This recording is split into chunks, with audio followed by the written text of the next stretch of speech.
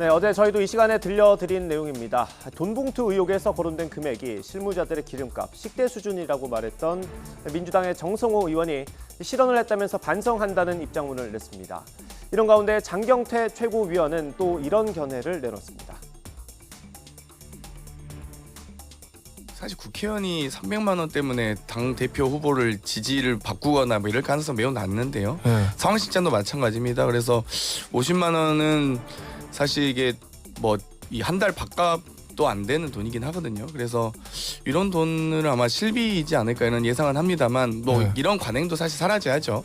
그런데 이런 부분들을 참 이게 뭐 사실이라고 전제하고 말씀드려도 어찌되었건 좀 참 이 금액이 너무 좀 이렇게 크진 않아서 좀 뭐 이런 관행은 없어져야 되지만 그럼에도 불구하고 정성호 의원의 기름값 그리고 식대 발언에 대해서 국민의힘에선 비판이 나왔습니다. 얼마나 중요한 범죄인지 모르고 한 말 아니냐는 겁니다. 이철규 사무총장이 인터뷰입니다.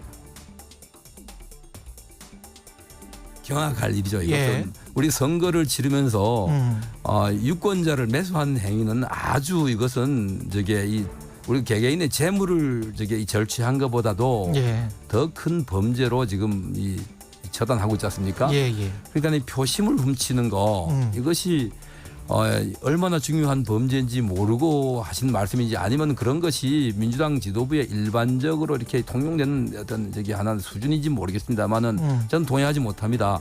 지금 단돈 10만 원, 20만 원의 향응 제공도 의원직이 날아가고 그런 공직이 날아가 선출직들이 직을 내놓는데 대한민국이 그동안 수십 년간 이렇게 쌓아온 이런 선거의 공정성 이런 이 공명선거 이거 자체를 근간을 흔드는 좀 납득하기 어려운 공감하기 어려운 발언이다 생각합니다.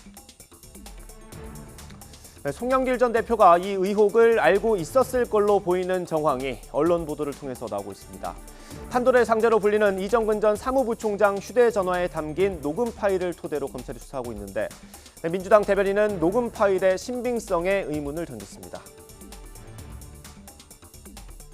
과연 이 사람은 도대체 누구냐. 수많은 사람과의 전화 녹취를 다 하고 있는데 자기는 녹취하고 있다는 거 알고 있고 상대방은 모르는 가운데에서 이미 오염됐을 가능성이 큰 것이죠. 왜 녹취를 그럼 했을 거라는 혹시 의심을 글쎄요. 하시나요? 이정근 씨가 왜 녹취를 이렇게 했을까요? 그거는 뭐 다시 우리가 또 합리적 의심을 또 해볼 필요는 있을 것 같겠죠. 저는 그것이 처음에 조금 의심스럽더라고요. 왜 정치인이 다른 사람과의 대화를 그렇게 다 녹취를 하고 있는 것인지는. 그러면 자신의 문제가 있다라는 것부터 출발하는 것인지 그런 것도 좀 생각해 보게 되더라고요. 저는. 알겠습니다. 저는 그 말씀은 조금 아리송해서 제가. 저도 아리송해요. 제가 지금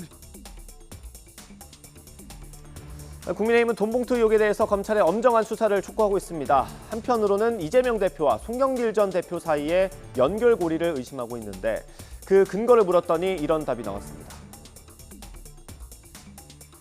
객관적인 근거라기보다는 사실 이심 송심이라고 지방선거 때 송영길 대표가 인천 대양을 의원이었었는데 그때 이제 서울시장에 출마하고 그리고 이제 서울시장 선거에서 패하자 그 자리를 이재명 대표에게 또 물려주고 그래서 결국은 이재명 대표가 지금 국회에 입성해서 당대표가 되면서 뭐 사법리스크에 대한 방탄 의혹이 있고 이런 여러 과정들을 보면 이재명 대표와 송영길 대표의 뭔가 연결고리가 있는 게 아니냐.